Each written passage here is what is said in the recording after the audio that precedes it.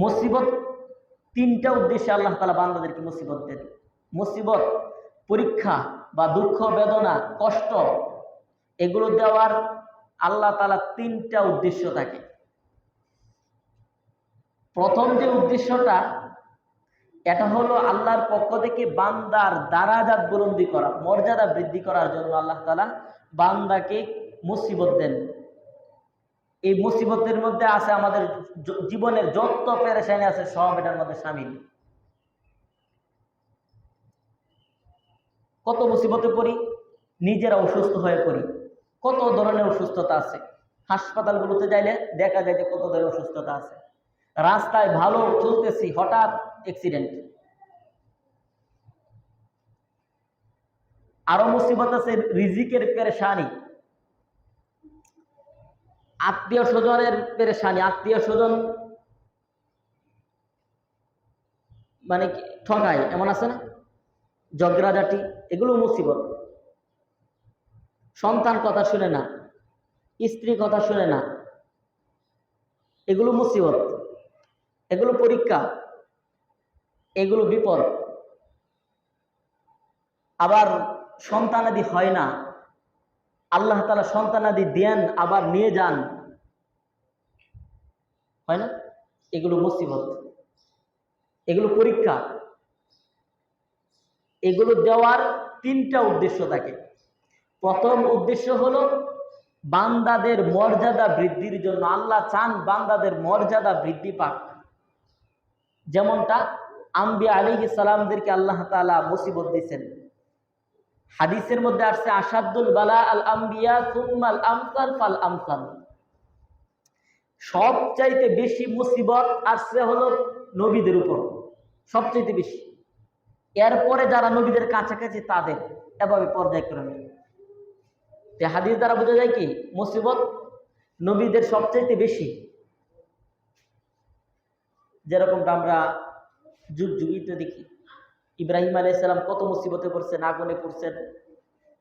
মুসা আলাইহিস সালাম কত মুসিবতে পড়ছেন। আইয়ুব আলাইহিস সালাম মুসিবতে পড়ছেন, রোগাক্রান্ত হয়ে গেছিলেন। এরপর ইয়াহইয়া আলাইহিস সালামকে তো হত্যা করে দেওয়া হয়েছিল, শহীদ করে দেওয়া হয়েছিল। আর আমাদের নবী মুহাম্মদ সাল্লাল্লাহু আলাইহি ওয়াসাল্লাম, আল্লাহর পরেই যার স্থান, যার মর্যাদা, যার শান শৌকত, এত পেয়ারা ব্যক্তি আর কি কেউ নাই। আল্লাহর পরে সবচাইতে পেয়ারা ব্যক্তি আল্লাহর কাছের, ওই ব্যক্তিও মুসিবত থেকে কি মুক্ত না। তায়েফে গেছেন, আমরা সবাই ইতিহাস জানি, রক্তাক্ত হয়ে গেছেন, পিঠ চালনির মতো হয়ে গেছিল, রক্ত একদম পা পর্যন্ত পৌঁছে, দাঁত শহীদ হয়েছে, মাথার হ্যামলেট পরাজয় ঢুকে গেছে মাথায় ভিতরে, আরো অসংখ্য নির্যাতন।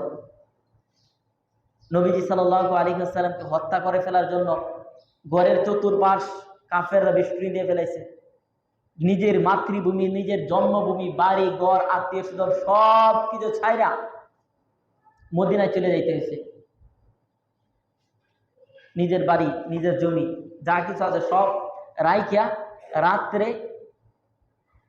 চলে যেতে হয়েছে, হিজরত করতে হয়েছে। এই যে মুসিবত, এগুলো কেন? এগুলো কি নবীদের কোনো পাপের জন্য? না, কল্পনা করা যায় না। আস্তাগফিরুল্লাহ। এগুলো কেন দিচ্ছেন? নবীদের মর্যাদা আরো বাড়ায় দেওয়ার জন্য, উম্মতের শিক্ষার জন্য। আর আল্লাহ তাআলা আরো অসংখ্য হিকমত এখানে আছেন। কিন্তু প্রথম যে এটা হলো নবীদের মর্যাদা বৃদ্ধির জন্য। আল্লাহ তাআলা বিভিন্ন সময় বিভিন্ন ধরনের মর্যাদা বৃদ্ধি করার জন্য এভাবে পরীক্ষায় ফেলেন। আর এটা শুধু নবীদেরকে পরীক্ষায় ফেলেন বিষয়টা এরকম না, যত আল্লাহ তাআলা পিয়ারা বান্দা আছে সবাইকে আল্লাহ তাআলা এভাবে বিভিন্ন বিপদ আপদ, রোগ বালা, মুসিবতে ফেলে আল্লাহ তাআলা বান্দাদেরকে পরীক্ষায় ফেলেন, এবং পরীক্ষা ফেলে বান্দাদের মর্যাদা বৃদ্ধি করেন, কিয়ামত পর্যন্ত চলবে। এরপরে যে দ্বিতীয় শ্রেণীটা, ওইটা হলো আল্লাহ তাআলার অনেক পেয়ারা বান্দা আছেন যারা এমনি তো আল্লাহ তাআলা হুকুম আহকাম পালন করেন, আল্লাহ তাআলার ইবাদত করেন, কিন্তু অনেক সময় ভুল ভ্রান্তিতে বা অনেক সময় আল্লাহকে ভুলে শয়তানের ওয়াসওয়াসায় পড়ে অনেক সময় গুনাহ করে ফেলেন। তো গুনাহ করতেছেন তো করতেছেন, শয়তানের পরে হাঁটতেছে তো হাঁটতেছে, তার মাথায় স্মরণ নাই যে সে শয়তানের পথে হাঁটতেছে। তখন আল্লাহ তাআলা মুসিবতে ফেলেন। আল্লাহ তাআলা চান তাকে সাময়িক একটু কষ্ট দিয়ে তার এই গুনাহগুলো মাফ করা। এই জন্যই তো আমরা অনেক সময় দেখি বিপদ আপদে পড়ি, অনেক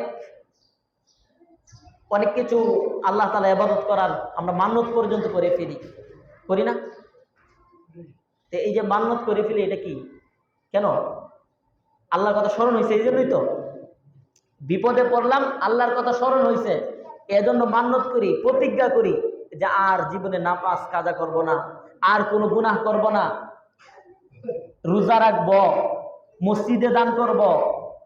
এগুলো আমরা নিয়ত করি না বিপদে পড়ার পরে? তো আল্লাহ চান, বান্দা তো আমাকে ভুলে গেছে, কিন্তু বান্দা কুফরি করে নাই, কাফের হয় নাই। তো বান্দাকে সত্য সঠিক পথে আনার জন্য তখন আল্লাহ তাআলা সাময়িক কষ্ট দেন। যহরাল ফাসাদু ফিল বাররি ওয়াল বাহরি বিমা কাসাবাত আইদিন নাস লিয়ুযীকাহুম বা'দাল্লাযী আমিলু লাআল্লাহুম ইয়ারজিউন। আল্লাহ তাআলা বলতেছেন, জলে স্থলে এই পৃথিবীতে যত বিপর্যয় আসে, এই বিপর্যয়গুলো আমাদের হাতের কামাই। যহরাল ফাসাদু ফিল বাররি ওয়াল বাহরি বিমা কাসাবাত আইদিন নাস লিয়ুযীকাহুম বা'দাল্লাযী আমিলু লাআল্লাহুম ইয়ারজিউন।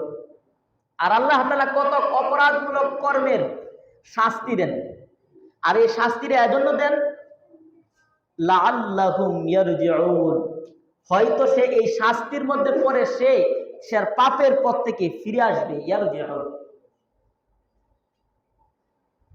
এজন্য আল্লাহ তাআলা সাময়িক কিছু কষ্ট দেন, তখন বান্দা ফিরে আসে। আরেকটা স্তর হলো বিপদ আপদ আসে, আল্লাহ তাআলা বান্দাকে ধ্বংস করতে চান। পৃথিবীর ইতিহাসে অনেক বড় বড় ধাপটি জাতি ছিল, কওমে সামুদ, অনেক দাপটি ছিল, ওরা অনেক বড় দেহের অধিকারী ছিল। পাহাড় কেটে পাহাড়ের ভিতরে ঘর বাঁধত। এখন তো আধুনিক যুগ, অনেক মেশিন আছে, ওই সময় তো এত মেশিন ছিল না। শক্তির জোরে অনেক কিছু করছে, এতটা শক্তিশালী ছিল ওরা, নিজেদের উপর জুলুম করছে। এবং আল্লাহর নিজেরা এতটা শক্তিশালী ছিল, ভিতরে তাদের এত আত্মবিশ্বাস ছিল, তারা মনে করে বসেছিল যে আমরা যে পাহাড়ের চূড়ায়, পাহাড়ের ভিতরে এই বড় বড় পাথর দিয়ে যেভাবে আমরা ঘর বাড়ি তৈরি করছি, আমাদের এখন আর বাতাসে কোনো ক্ষতি করতে পারবো না, আল্লাহর আযাব এসে আমাদেরকে এখন আর কোনো ক্ষতি করতে পারবো না, এরকম তার আত্মবিশ্বাস, এরকম চিন্তা নিয়ে তারা বসেছিল। কিন্তু আল্লাহ তাআলা এরকম ঝড় দিলেন, এত বাতাস দিলেন, তাদের ঘর বাড়ি মিসমার করে দিলেন। যেই পাথর তারা ভরসা ছিল, ওই পাথরে আঘাতেই তারা এক একজন মৃত্যুবরণ করছে। এরপরে এর আরো আগে হযরত নূহ আলাইহিস সালামের জামানা আমরা সবাই জানি, হাতে গোনা কিছু সংখ্যক মানুষ ব্যতীত সমস্ত মানুষ প্লাবনে মারা গেছিলেন, সমস্ত মানুষ। ফেরাউন মূসা আলাইহিস সালামকে তাড়া করছে, মেরে ফেলবে, শহীদ করে ফেলবে। আল্লাহ তাআলা সাগরের মধ্যে গ্রেফতার করলেন, এখানে তাকে ডুবাইয়া মারলেন। এরকম অসংখ্য জাতি পৃথিবীতে এরকম আসছে যাদেরকে আল্লাহ তাআলা পৃথিবী থেকে আযাব দিয়ে ধ্বংস করে দিয়েছেন। এই যে ধ্বংস করে দিয়েছেন, এটা হলো চূড়ান্ত ধ্বংস। এই তিন ধরনের শাস্তি আল্লাহ তাআলা বা তিন ধরনের মুসিবত দুনিয়াতে আসে। একটা হলো নবীদেরকে, যেটা নবীদের মর্যাদা বৃদ্ধির জন্য, এবং যারা মুত্তাকি আল্লাহ তাআলা পেয়ারা বান্দা তাদেরকে পরীক্ষায় ফেলেন তাদের মর্যাদা বৃদ্ধি করার জন্য। দ্বিতীয় নাম্বার যেই মুসিবতটা আসে ওইটা হলো বান্দা যারা এমনি তো ভালো ইবাদত করে, আল্লাহকেও স্বীকার করে না, আল্লাহর প্রতি বিশ্বাস রাখে, কিন্তু অনেক পাপও করে। আল্লাহ চান তারা যেন পাপ থেকে ফিরে আসে, এই জন্য কিছু কিছু গুনাহ শাস্তি দেন, লাআল্লাকুম ইয়ারজিউন। আর তৃতীয় নাম্বার যে প্রকারটা বলছে ওইটা হলো আল্লাহ তাআলা তাদেরকে দুনিয়া থেকে নিঃশেষ করে দেন, ধ্বংস করে দেন, যেন অপর মানুষ বা অন্য অন্য জীবজন্তু তারা যেন তাদের আযাব থেকে রেহাই পায়। এই যে তিনটা প্রকার বললাম, এখন আমাদেরকে আল্লাহ তাআলা কোন প্রকারের শাস্তি দেন, কোন প্রকারের মুসিবত দেন, এটা কিভাবে বুঝবো? আমরা মুসিবতে নাই এরকম কেউ নাই, বিপদে নাই কে আছে? পেরেশানি বিপদ না?